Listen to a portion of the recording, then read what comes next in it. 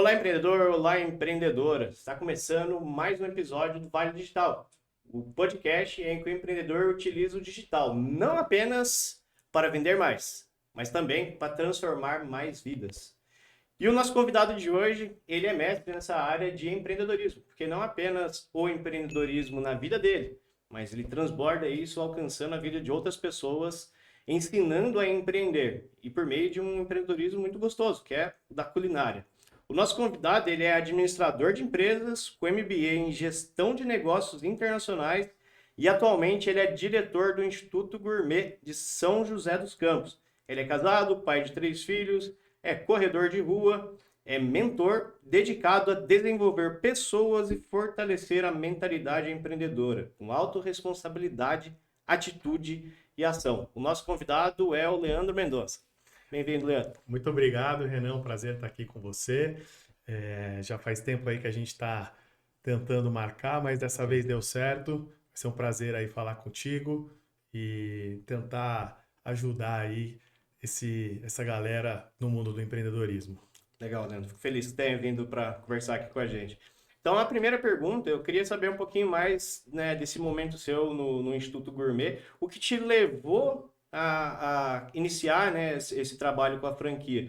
Se foi uma visão estratégica de negócio ou se estava mais relacionado a uma afinidade na culinária? Enfim, eu gostaria de conhecer um pouquinho mais do que te levou a iniciar essa jornada ali. Bom, eu cheguei no Instituto Gourmet mesmo por acaso, né?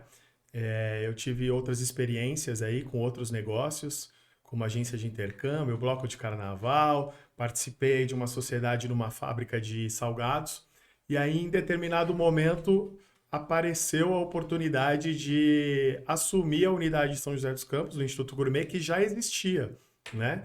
Um franqueado inaugurou a unidade, mas em um momento da vida ele precisou se desfazer. E aí foi quando apareceu a oportunidade.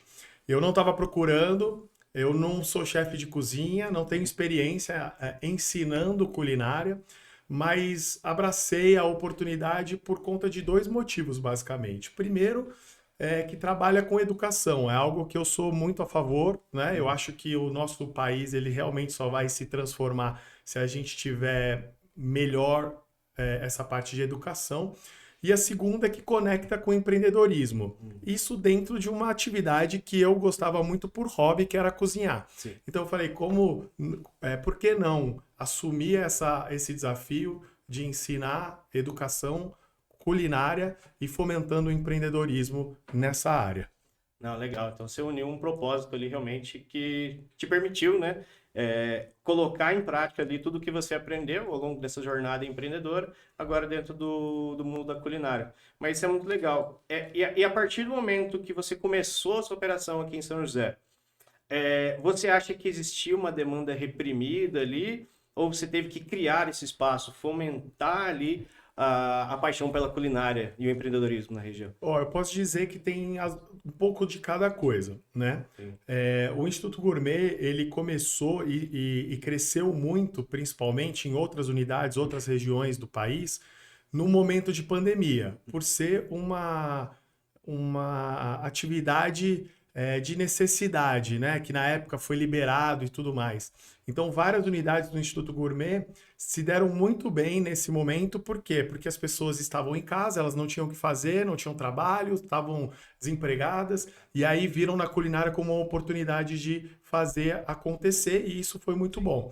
Então, no pós-pandemia, obviamente, essa demanda reprimida, ela não existia mais, né? Porque todo mundo voltou dentre as atividades regulares. Porém, muitas pessoas perceberam que a alimentação é uma atividade que não sofre nenhuma crise. Você adapta. Então, vem crise, sai crise, todo mundo come e não para de comer, né? Mas depois que eu entrei em 2023, a oportunidade que eu identifiquei, que aqui, principalmente em São José, era pouco desenvolvida, era o ensino da culinária para pessoas que não necessariamente precisam ou pensam nela por um aspecto profissional. Então, pessoas que gostam por hobby. E aí, dali, tem vários fatores, como terapia, como momento único para a pessoa sair daquele estresse do dia a dia, para jovens e crianças, porque tem uma série de aprendizados dentro da culinária que a gente pode replicar isso na nossa vida, como organização, processos, criatividade, gestão de tempo, gestão de crises e muito mais. Então, dentre esses 2 anos que eu estou à frente do Instituto Gourmet, a gente cresceu muito essa gama de pessoas que não pensavam em cozinhar e continuamos com o propósito de fortalecer a vida de pessoas que às vezes dependem, não conseguem ter boas remunerações, mas formar ela para dentro da culinária, não só ensinando técnicas, mas como ela faz daquilo virar um negócio para suas vidas. Não, legal. A culinária, ela chega a ser até uma terapia mesmo, então é muito legal chegar nesse ponto ali, que não é apenas uma prática ali que pode, né, vir de encontro com o empreendedorismo, mas pode realmente transformar a vida das pessoas, né, e isso é muito legal. Você mencionou a parte da pandemia. A pandemia realmente impactou muito. É um período em que o digital ele acabou crescendo, né? Acho que no mundo inteiro, é inevitável. Mas você acha que o maior desafio, né, enfrentado até agora no Instituto Gourmet foi realmente a pandemia? Ou existe algum outro desafio que realmente foi persistente, que foi difícil superar? E que te ensinou muita coisa, claro. A gente tem vários desafios como educação presencial, né? Como você mesmo citou, a pandemia, ela acelerou muito o processo de educação, mas de forma online, de forma digital, né? Dentro da culinária mesmo, existem várias plataformas, várias pessoas tentando passar esse conteúdo de forma online. Alguns conteúdos muito bons, outros nem tanto, né? Assim como qualquer negócio, né? Tem a parte boa e a parte ruim. Quando a gente traz isso para o mundo presencial, para o mundo físico, a gente tem realmente aquele calor humano, aquele tete a tete. Mas a gente não deixa de depender do meio digital para se conectar com essas pessoas, né? É a forma mais fácil, mais barata, apesar de cada vez mais cara, né? De chegar a mais pessoas em São José ou nas cidades vizinhas, como Caçapava, São Francisco Xavier, Paraibuna e tudo mais, né? Então, além disso, o que mais que a gente tem de desafios quando a gente fala de um mundo presencial? A gente tem o custo dos insumos, então, assim como todos os restaurantes, a gente fala assim, ninguém para de comer, mas o supermercado, a comida nos restaurantes e bares não para de aumentar, é fruto dessas origens. E a gente, como escola, a gente sofre a consequência disso também, porque semanalmente a gente tem que comprar os insumos para que os alunos cheguem em sala de aula e só se preocupem em aprender o tema daquela aula para produzir. Então a gente tem esse desafio de acompanhar a inflação e a gente não consegue, diferente de alguns restaurantes, alguma coisa assim, a gente não consegue repassar esse aumento de custo, né? A exemplo do chocolate. O chocolate, em 2 anos, ele mais do que dobrou o custo. Então, e os nossos principais alunos, principais clientes hoje, eles estão nesse mercado de confeitaria e doceria, onde se consome muito chocolate. Perfeito. Eu fico até imaginando, se repassasse para o aluno esse aumento ali, provavelmente isso seria um impeditivo muito grande para que ele prosseguisse. Realmente, faz total sentido, porque ele já vai sentir o impacto disso na vida dele. Aí se for agregar isso no curso também, realmente, esse realmente é um desafio notável. E acaba fugindo um pouco do conceito do Instituto Gourmet, que é democratizar a culinária, a gastronomia, a confeitaria com com conteúdo muito qualificado, e aí você tira a possibilidade dessas pessoas realmente participarem e evoluírem as suas vidas através desses cursos. Então a gente fica ali trabalhando com uma série de ações para poder reduzir esse impacto e não repassar para os nossos alunos. Legal, Leandro. Muito bom. Desde o início que você começou ali no Instituto Gourmet, o marketing digital ele sempre esteve presente dentro da sua estratégia ou você observou que seria uma estratégia a ser utilizada a partir da pandemia? Conta pra gente como é que foi a entrada do marketing digital ali. Bom, desde que eu assumi a unidade do Instituto Gourmet, já existia uma ação, né, uma atividade de fomento do marketing digital para poder gerar a captação, atenção de novos leads, de novos potenciais alunos, né? E caso isso não tivesse desde a minha entrada, eu com certeza implementaria, dada a minha experiência em outros negócios anteriores, Claro. né? Até porque é o famoso quem não é visto não é lembrado. Todo mundo hoje passa mais tempo no celular do que fazendo qualquer outra coisa, mesmo que esteja trabalhando ou simplesmente passando conteúdo nas redes sociais. Então não tem como a gente estar fora desse mundo, né? É importante para o nosso caso, como a gente trabalha um público com cursos presenciais, não é só o online, mas o online ele ocupa 90% dos nossos investimentos hoje, porque é fundamental e é mais fácil chegar a mais pessoas através disso. Ah, legal, muito bom. E você menciona para a gente também que nessa questão do marketing digital, ele transformou ali desde o início e eu sei que essa é uma ferramenta ali muito utilizada pelo Instituto Gourmet Brasil. Eles trabalham muito bem essa frente ali do digital. Mas dentro do marketing digital, logicamente, você está dividindo ali em várias frentes, né? Eu vejo que vocês produzem conteúdo de altíssimo nível, super profissionais. Mas dentro aí do marketing digital, a gente tem também a questão do tráfego pago. O tráfego pago é uma ferramenta que vai permitir que você leve o seu conteúdo, se ele for bom ou não, mas para muito mais pessoas. Então, essa é a mágica do tráfego pago ali. Dentro dessa sua estratégia com o tráfego pago, tem algum tipo de campanha em específico que você favorece, que você acha que é mais estratégica ou não? Porque dá para fazer campanha de tudo quanto é objetivo, né? Olha, vou trazer um pouquinho de um olhar um pouco mais geral de início até chegar nas ações e campanhas que a gente usa para tráfego pago. Como a gente trabalha com culinária e a gente tem aula todos os dias, todo dia a gente tem conteúdo para gerar para nossos seguidores, né? Para quem está na nossa rede de contato.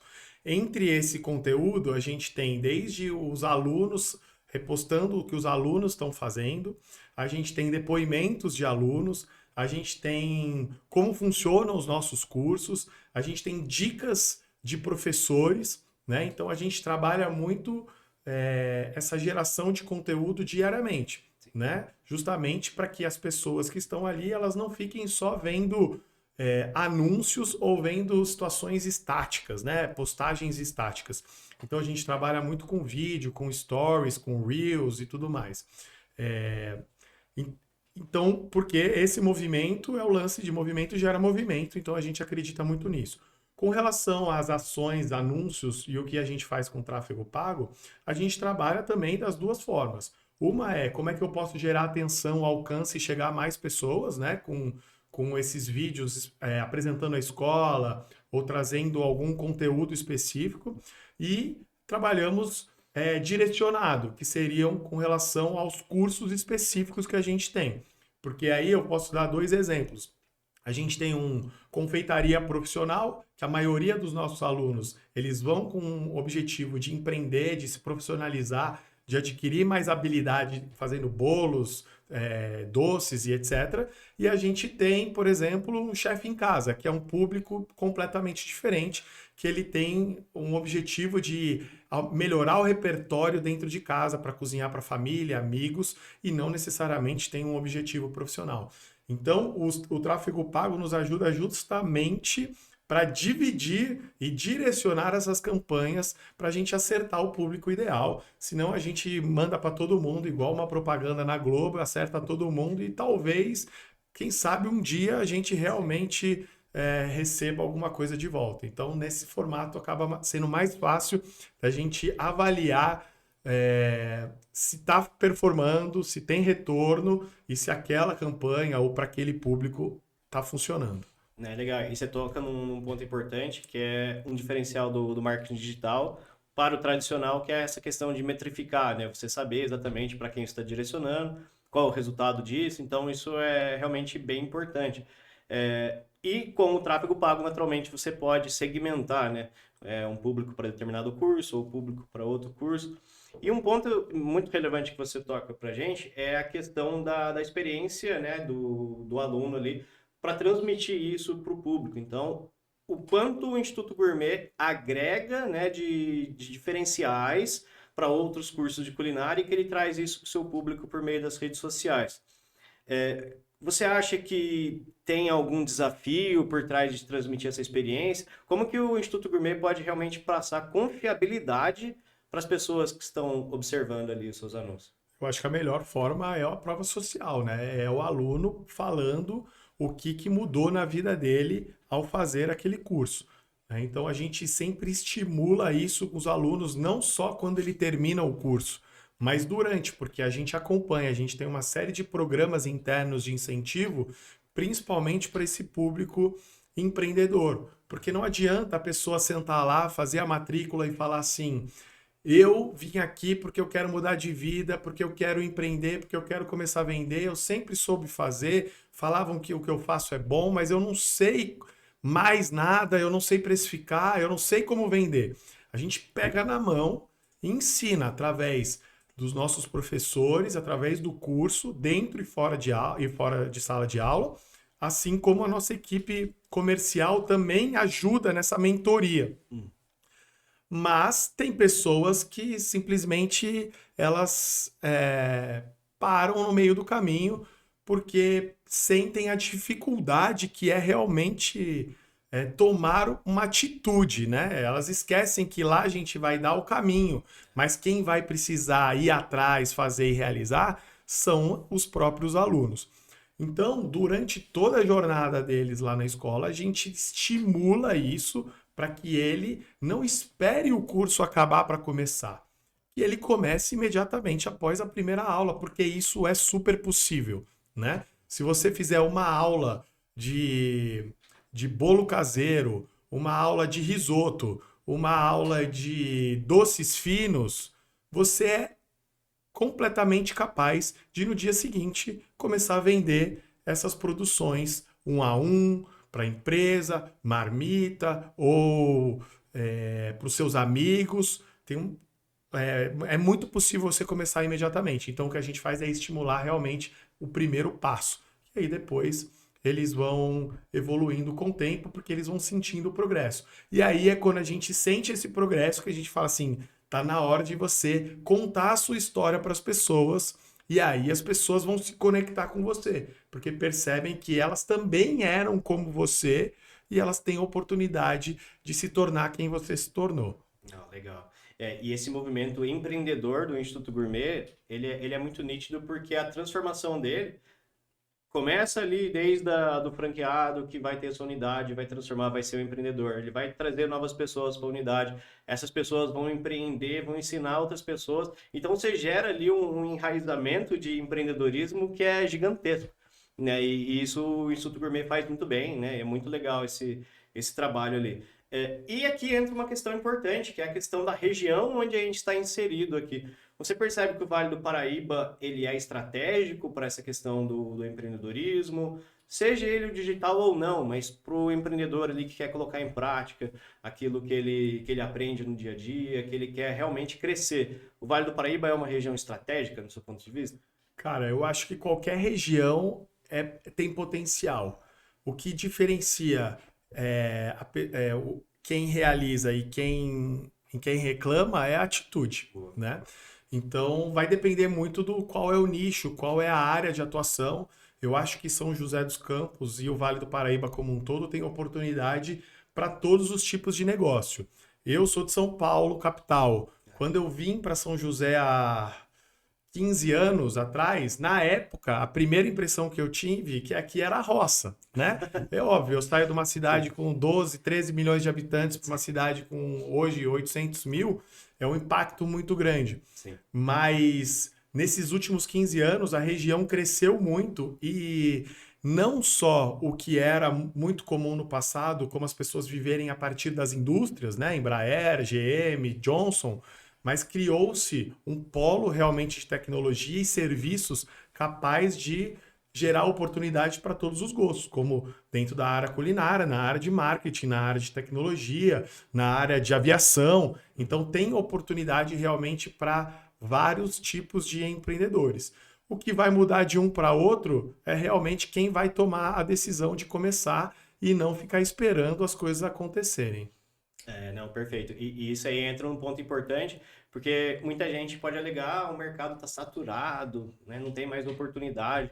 Então, realmente, pessoa que quer fazer acontecer, não existe esse problema. Você tem toda a razão.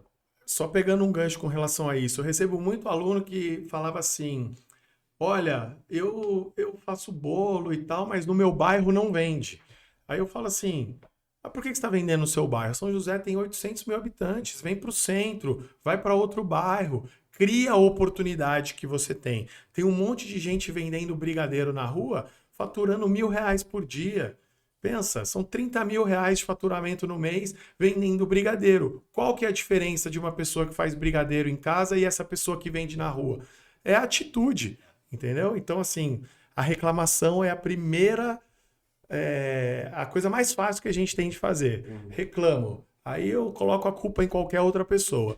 Por isso que eu falo, sempre que eu trabalho o lance de mentoria e etc., eu falo, a primeira coisa é a autorresponsabilidade. É você que determina qual é o futuro que você quer ter. Não tem mais ninguém que vai resolver isso para você. Legal. Essa virada de chave é essencial. Então, o empreendedor realmente precisa passar por esse momento para ele transformar. Não importa se é um produto pequeno, se ele comeu e é barato, enfim, ele tem escala. Então, e falando nessa questão do tamanho de São José, 800 mil habitantes, você pegar 1% dessa população, você fica milionário. Exatamente. É absurdo. Se você vender 8 mil para 8 8.000 mil. pessoas, alguma coisa de R$ 1.000, já são 8 milhões. Exatamente. Então tá fácil, Muito né? bom, muito bom.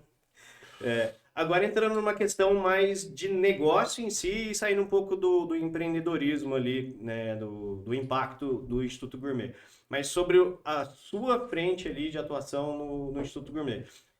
Muita gente que vai estar assistindo a gente vai se perguntar ali, né, que tem a curiosidade de abrir uma franquia e tal, porque esse é um mercado muito forte, né, no Brasil, a questão do franchise.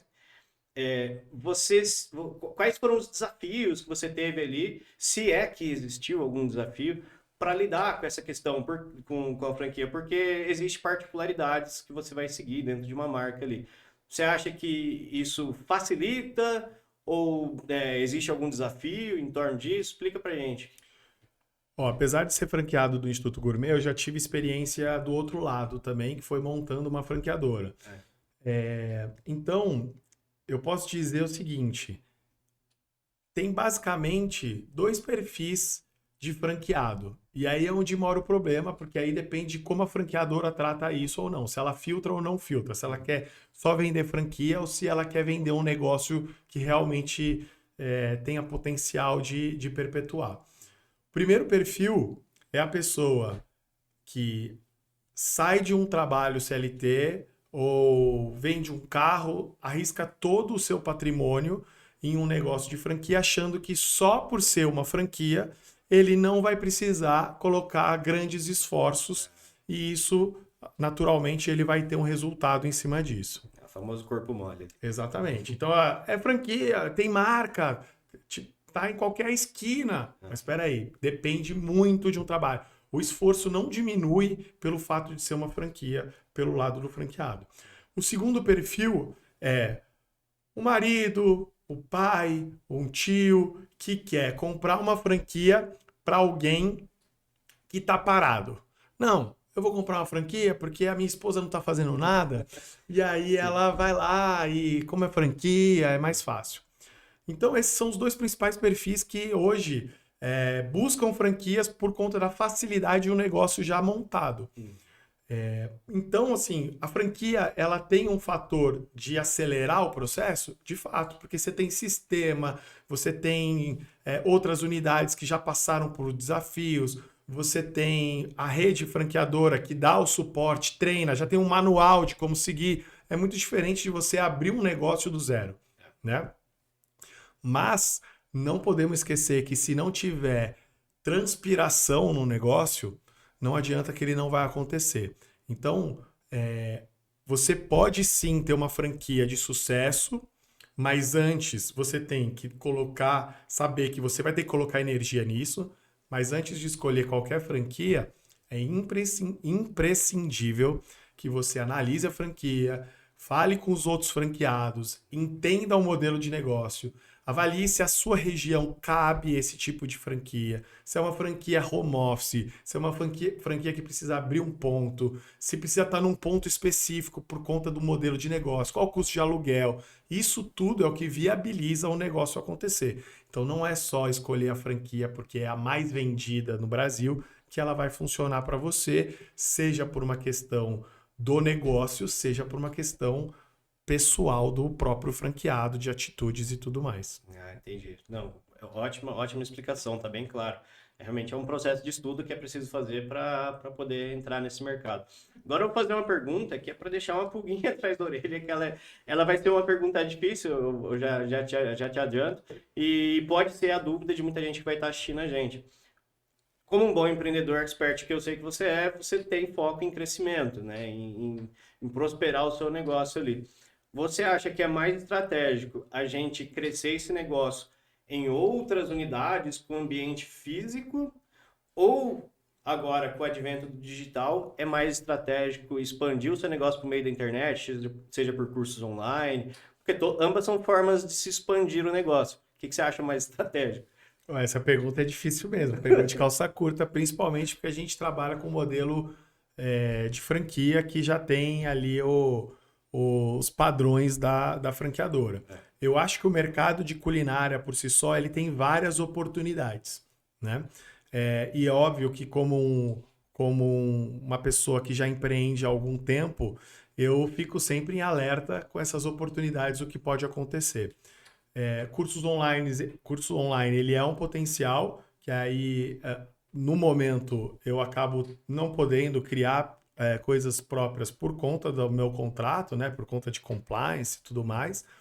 Mas eu acho que é um potencial dentro da área, apesar de existir muito conteúdo gratuito. Então, talvez seja talvez mais inteligente ou mais fácil monetizar através de conteúdo criado dentro das redes sociais do que criar propriamente cursos online. E outras coisas que são possíveis de fazer dentro desse mercado, além de crescimento com outras unidades físicas, né? O Instituto Gourmet ele tem uma possibilidade de você absorver outras unidades, tem vários multifranqueados dentro da rede, né?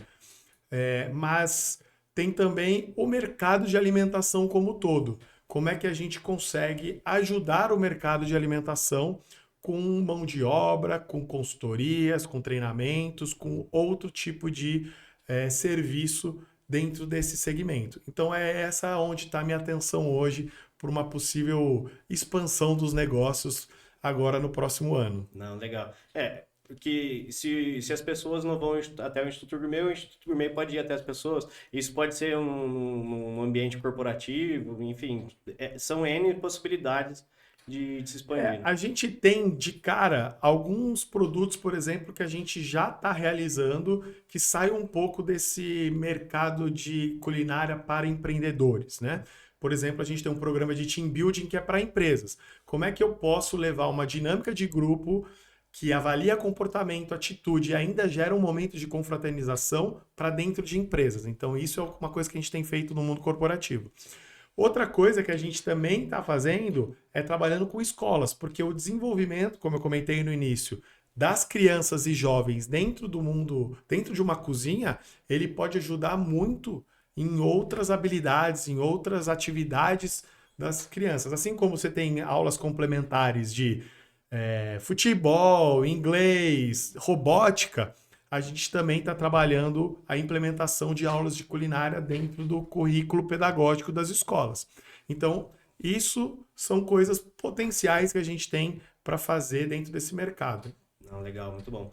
Essa questão do team building é realmente um movimento muito transformador, que com certeza a gente vai deixar o link aqui embaixo para que os empreendedores possam conhecer, né, para fazer esse treinamento. Realmente, ele é um diferencial ali para toda empresa que participar, não tenho a menor dúvida disso. Agora, o empreendedor, ele quer fazer o seu próprio negócio, suponhamos, né? Saindo até um pouco do ramo da franquia, mas ele falou, eu quero criar o meu. Eu aprendi a fazer tal coisa. Qual o conselho que você dá para ele se diferenciar para não ser, eu faço bolo, para ele não ser apenas uma pessoa que faz bolo, ele é o cara que faz o bolo do fulano de tal. Qual que seria essa dica? Depende muito de produto, né? Sim. Mas se eu for generalizar, Não bolo, doce, qualquer coisa. Eu diria a primeira coisa, né? Para todo empreendedor. Primeira dica que eu dou é comece. Não importa se o seu produto é melhor, pior ou diferente de alguém. Você tem que começar, porque se você esperar o produto perfeito, você já está começando atrasado. Então essa é a primeira coisa. Segunda coisa é estudar o mercado. Com quem que você está competindo? Você está competindo com o cara que está vendendo brigadeiro na rua ou o cara que está vendendo brigadeiro numa loja como uma grande confeitaria, um café? Aí você avalia preço, você avalia entrega, você avalia embalagem, você avalia todo o cenário, né? Então, e aí, obviamente, as inovações, elas vão partir do momento, das ações que você fizer, da prática que você executar, das pessoas te darem feedback e do mercado que você está inserido. Adianta eu vender um brigadeiro gourmet por R$ 20, R$ 25 na periferia? Talvez não. Agora, vender um brigadeiro de R$ 1 num bairro nobre também faz sentido? Também talvez não.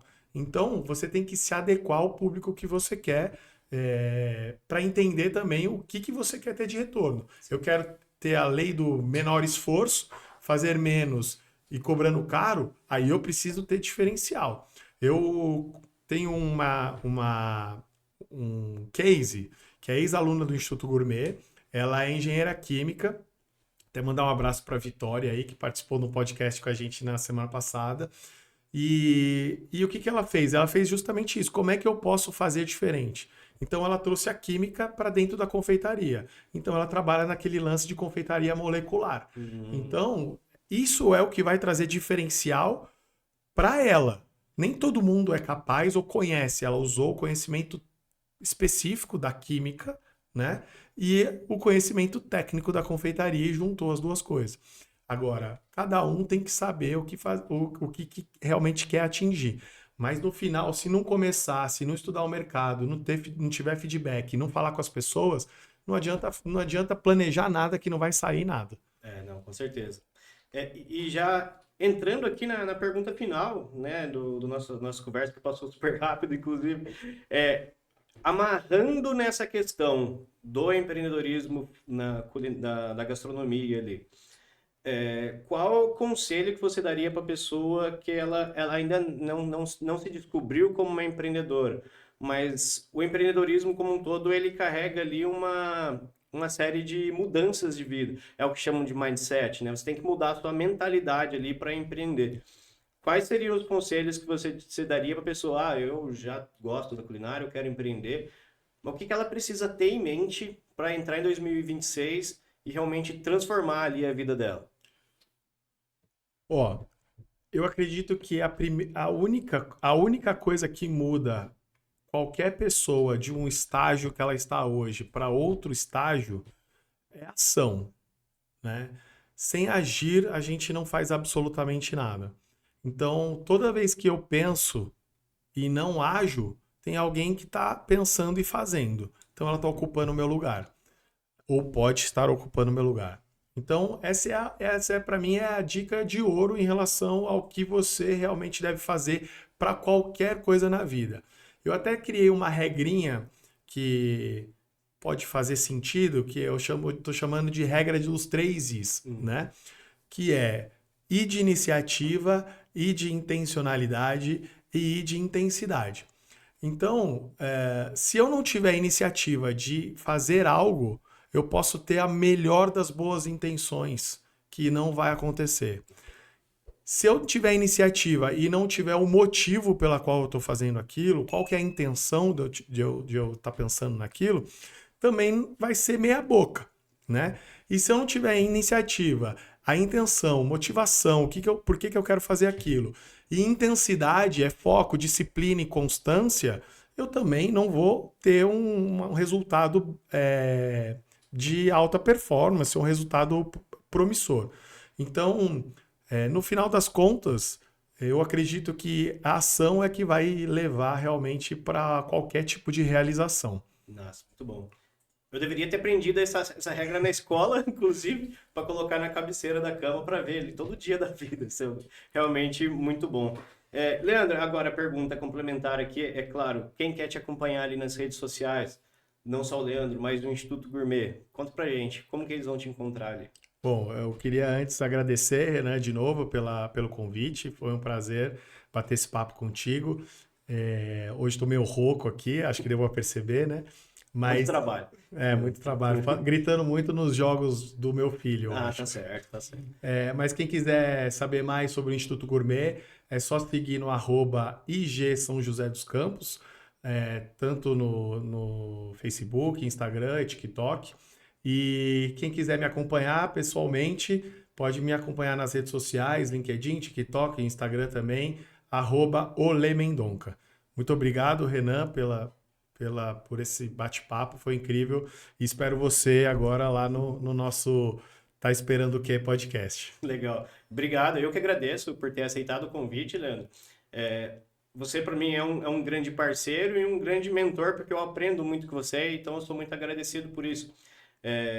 E para você que está assistindo aqui o podcast, eu te convido a seguir também nossas redes sociais, que vão estar aqui embaixo para você clicar. Então, Renan Almeida Digital, Notícias São José dos Campos e o podcast Vale Digital. Siga lá a gente, acompanhe as novidades e a gente se vê no próximo episódio.